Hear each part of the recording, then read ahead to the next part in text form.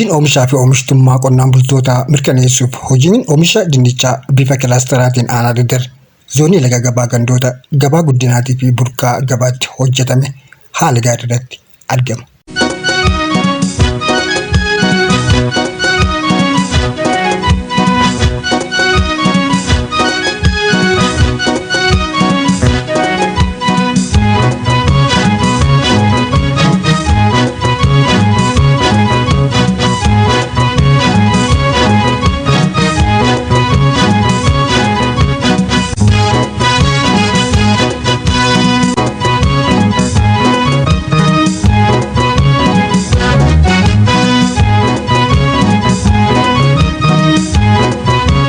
Shamsuddin Abdi Salihin Java.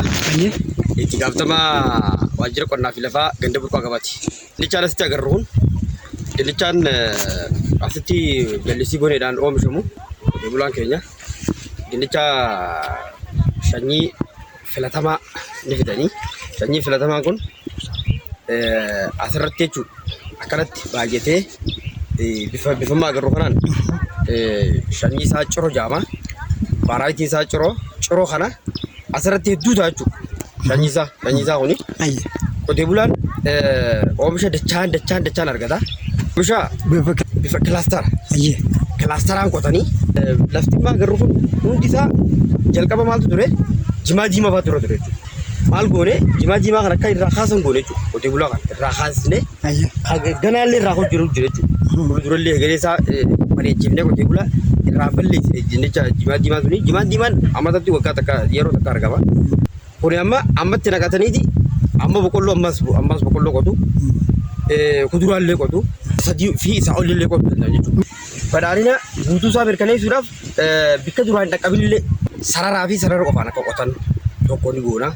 Ogummaa kana kan hineefi isallee keessattuu dhiyeessii xaawwatiin wal qabatee yeroodhaan dhiyaatee fi xaaworaas bifa hangamta akka fayyadaman hektaarratti qeendiitti hangamta akka fayyadaman isaan leenjii gaggabaa illee kan hineefi leenjii gaggabaa sanii bifa inni itti oomisha bara darbeerraa bara kana akka inni itti oomishni akka dabalu goonee xaawwa sirriitti fayyadamanii wanni kun amma gizee kana ilaaltu gurraachummaan kun jechuudha xaawwa gahaa argatee jira.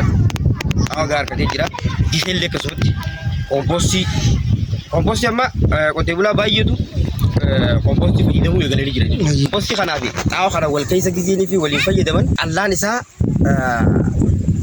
bara darbeerra bara kana amma baay'ee abdatame jechuudha. Dabalaa deemaa jechuudha. Dabalaa deemu. Hojjetamaa jiru kanaanis qonnaan bultoonni waggaatti yeroo lamaa bisanii ol akka oomishan kan isaan dandeessisu ta'us ibsaniiru. Kaasin Muhammad Jaama ganda burqaa gabaa dinicha oomishni jiru kana yeroo duraa akkuma malama aadaatiin callaa isaa kana walumarraa ilaaluudhaan asirratti seennee eegana booda haala ammayyaatti deebisnee pilaasteratti sanyii tana duraan ta'u gosa biraa chaayinaa jennee dhaabnaa san dhiifnee isii kanatti dabarree jechuudha.